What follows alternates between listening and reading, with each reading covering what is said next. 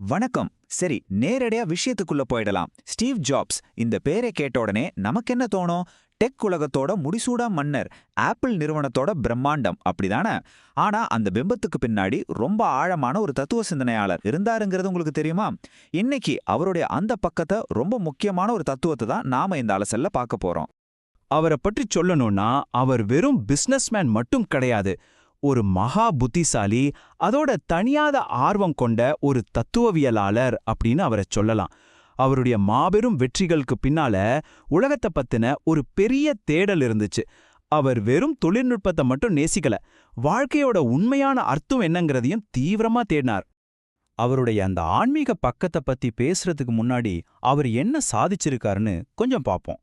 இன்னைக்கு நாம பார்க்குற ஆப்பிள் நிறுவனத்தை ஒரு அசைக்க முடியாத சக்தியா மாத்துனது, இசை உலகத்தையே புரட்டி போட்ட ஐபாட் சாதனத்தோட பெருவெற்றி, அப்புறம் பிக்சர் அனிமேஷன் ஸ்டுடியோ, இப்படி லிஸ்ட் போய்கிட்டே இருக்கும்.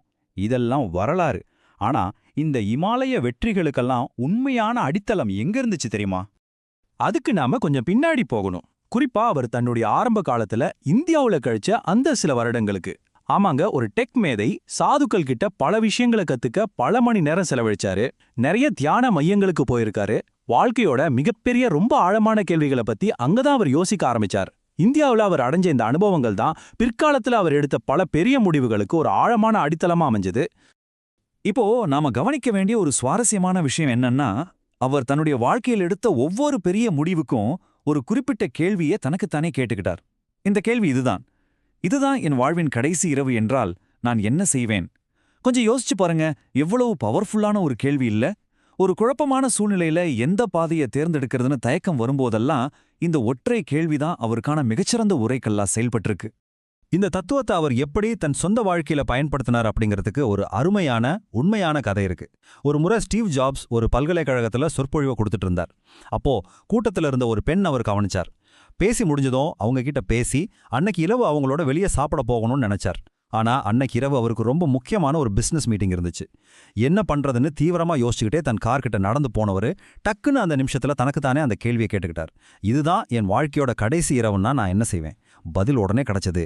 அடுத்த செகண்டே அந்த பெரிய பிசினஸ் மீட்டிங்கை கேன்சல் பண்ணிட்டு திரும்பவும் அந்த ஹாலுக்கு வேகமா ஓடிப்போய் அந்த பெண்ணை கண்டுபிடிச்சார். தெரியுமா, அந்த பெண்ணு தான் பின்னாடி அவருடைய மனைவியும் ஆனாங்க. ஒரு சாதாரண வியாபார கூட்டத்தை விட வாழ்க்கையோட அழைப்பு எவ்வளவு முக்கியமானதுன்னு இதுல இருந்து புரியுது இல்லையா? இந்த சம்பவம் ரொம்ப தெளிவா நமக்கு உணர்த்துற ஒரு விஷயம் இருக்கு. நாம எதை ரொம்ப பாதுகாப்பான இடம் அப்படின்னு நினைக்கிறோமோ, உண்மையிலே அதுதான் இருக்கிறதுலே குறைவான பாதுகாப்புள்ள இடம். ஏன்னா மரணப்படுக்கையில இருக்கிறப்போ நான் ரொம்ப பாதுகாப்பா வாழ்ந்துட்டேன்னு யாரும் சந்தோஷப்பட போறதில்ல. மாறாக செஞ்ச துணிச்சலான காரியங்களை நினைச்சுதான் பெருமைப்படுவாங்க. ஒரு பிரம்மாண்டமான வாழ்க்கையை வாழணும்னா சில சவாலான காரியங்கள்ல துணிஞ்சு இறங்க வேண்டியது ரொம்ப ரொம்ப அவசியம். ரிஸ்க் எடுக்காம எந்த ஒரு பெரிய வெற்றியும் சாத்தியமே இல்லைங்கிறது தான் நிதர்சனம். இப்போ நான் உங்களை பார்த்து கேட்கிறேன், உங்களுக்குள்ள கொஞ்சம் ஆழமா தேடி பாருங்க. உங்களோட செய்ய வேண்டிய வேலைகளின் பட்டியல்ல எப்போதோ செஞ்சு முடிச்சிருக்க வேண்டிய எந்தெந்த வேலைகளை வெறும் பயத்துக்காகவே தள்ளி போட்டுக்கிட்டே இருக்கிறீங்க? காலம் ரொம்ப வேகமா பறந்துகிட்டு இருக்குங்கிறத மறந்துடாதீங்க. உங்க வாழ்க்கையில முழு மனநிறைவை தரக்கூடிய விஷயம் எது? துணிஞ்சு இறங்குங்க. இந்த உலகத்துல உங்களுக்கான ஒரு முத்திரைய ஆழமா பதிய வைங்க.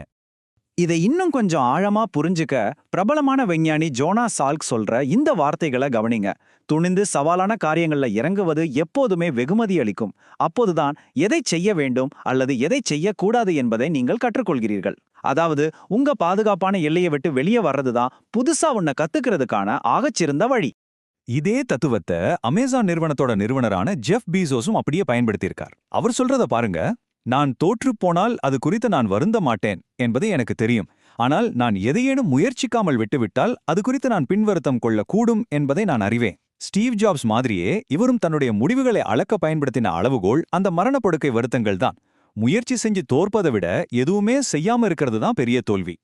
இப்போ பிரபல எழுத்தாளர் ராபின் சர்மா சொல்ற ரொம்ப ஷார்ப்பான ஒரு கருத்தை நாம பார்க்கணும்.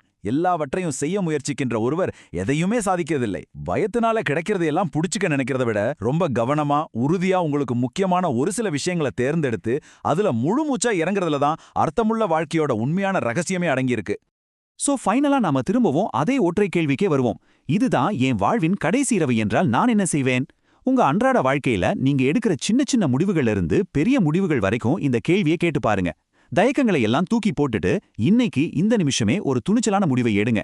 ஏன்னா உங்களோட உண்மையான வெற்றி அந்த துணிச்சல தான் இருக்கு. நாளைக்கு அப்படிங்கிறது நிச்சயம் இல்லாதப்போ இன்னைக்கு நீங்க எடுக்க போற அந்த துணிச்சலான அடி என்ன? இந்த ஆழமான கேள்வியோடு இந்த அலசலை நாம நிறைவு செய்வோம். சிந்திப்போம், செயல்படுவோம்.